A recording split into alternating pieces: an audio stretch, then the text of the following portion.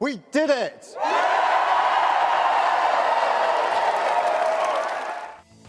Change begins দুটো শব্দেই বাজিমাত। 400-র বেশি আসন পেয়ে ব্রিটেনে 14 বছরের কনজারভেটিভ শাসনের ইতি টানল কির স্টারমারের লেবার পার্টি। ম্লান ঋষির হিন্দুত্ব। ব্রিটিশ ভারতীয়দের মন জিতলেন গরিবের ছেলে। ব্রিটিশ পার্লামেন্টের নিম্নকক্ষ হাউস অফ কমন্সে মোট আসন 650।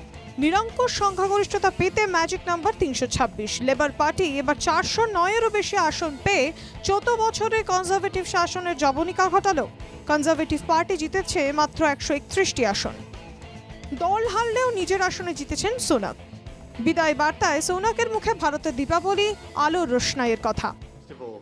I'd like to express my gratitude to my wife Akshata and our beautiful daughters. I can never thank them enough for the sacrifices they have made so that I might serve our country.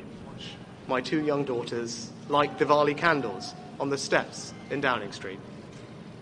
We must hold true to that idea of who we are.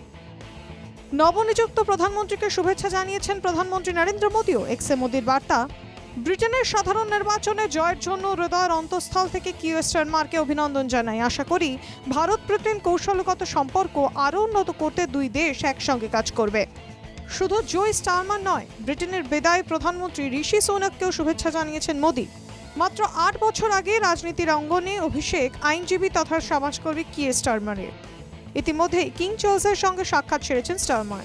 দেশ আগে সরকার পরে, বার্তা নবনিযুক্ত প্রধানমন্ত্রীর। We can look forward again. Walk into the morning. The sunlight of hope. Pale at first, but getting stronger through the day.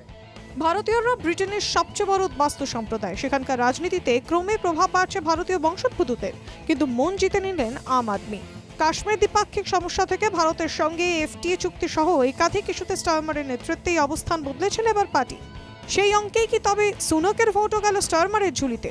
Bureau report, NKTV Bangla.